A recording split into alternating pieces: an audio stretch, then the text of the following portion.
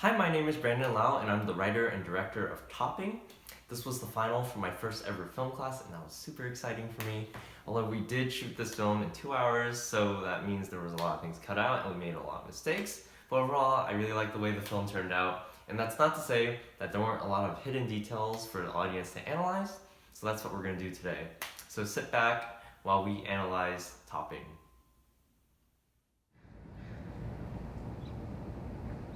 So the first shot of the film has us rising up from the ground as we see our main character Peter facing this looming threat that resides within the building.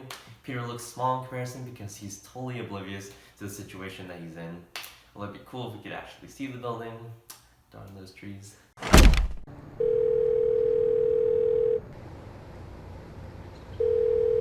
Hey Mario, there's no apartment number on this address. They never gave one. The customer said they would be outside. Couldn't Sean have delivered this one? I was supposed to be off nearly 20 minutes ago. He's at track practice. Dang, Sean at track practice skipping out on work. I guess he dodged a bullet. But anyways, what's with this? Why is this important? Well, at the end of the film, Peter is running for his life from the monster, and what I'm trying to imply that Sean, as a runner, if he will have delivered the pizza like he was supposed to, he may have made it out alive because he's just faster than Peter. At least that's what I'm trying to imply. And yeah.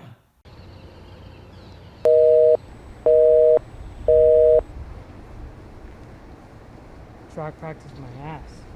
So we actually messed up this phone call a little bit. You may think the beeping noise is Mario hanging up on Peter, but in fact it's actually Peter calling the customer asking, hey, I'm here with your pizza, where are you? We were supposed to have a long shot of the creature kind of like watching Peter from behind a pole, and it's supposed to have that heavy breathing that comes super soon in the film. But that shot got ruined, so then we have this awkward jump cut. I hate this jump cut so much. So that's one of the main mistakes in the film.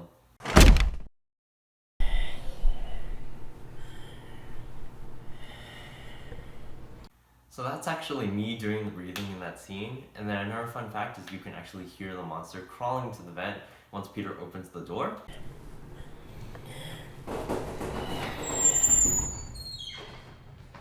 And then another fun fact is the way I accomplished that crawling sound is basically I clicked my nails onto my dishwasher, and then like for the more heavier sounds I just banged my fingers against the dishwasher.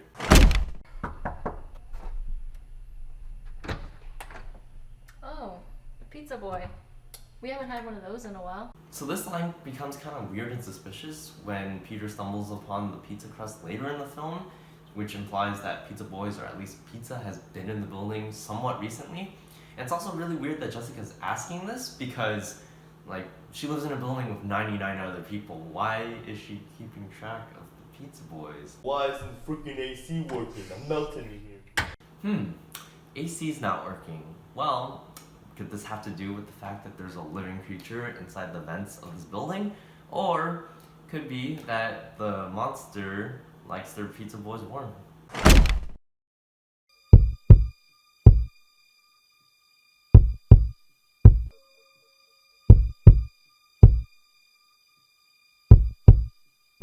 So now we get to the whole gimmick of the film. So to put it blatantly, the pizzas that these pizza delivery boys are delivering are tied to their souls.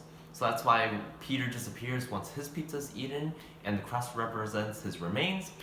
And that's why when you see the trail of pizza crust in this scene, it basically represents like a graveyard of past pizza delivery boys who have fallen victim to this monster. So Peter's hat dropping onto the floor is in direct contrast to the beginning of the film, where the first shot of Peter we have is us rising from the ground and seeing Peter, but now Peter's hat has dropped to the floor and has gone down to our level.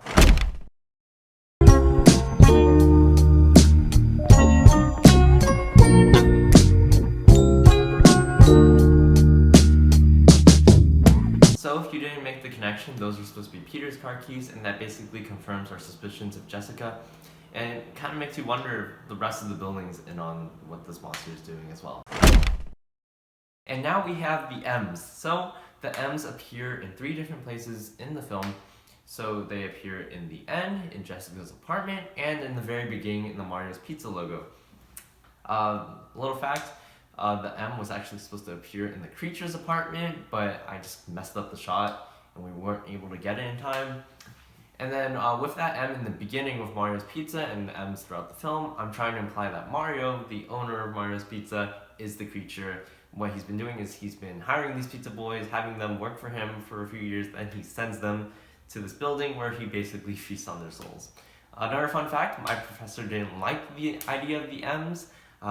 When he saw it, he was really confused, and he was like, "You should have made it more obvious." And I'm like, it's obvious if you watch it again. I mean, it's literally the first and last thing you see in the film, dude. So yeah, I mean, I liked it, but I guess he didn't. So yeah, that's basically it for my analysis of Topping. One last thing I wanted to talk about was my 4 inspirations for the film. So inspiration number 1 was an episode of X-Files called Squeeze, and that's basically about a serial killer that lives in vents and kills people. I think it's pretty obvious how that inspired the film. And then you got M. Night Shyamalan's Split. I just like the overall tone, like the unsettling kind of vibe of that movie. I was trying to capture that. Not too sure how well I did it. Number 3 would be Black Mirror's White Bear, where a character's going through a traumatic situation, and then in the end it turns out that like all the characters that were remotely even like possibly allies for that character were really just in on the plot, and it was all just one big setup. It's routine for all these people except for the protagonist, obviously. And then lastly, probably the most obvious one was Get Out, especially with the inclusion of Redbone.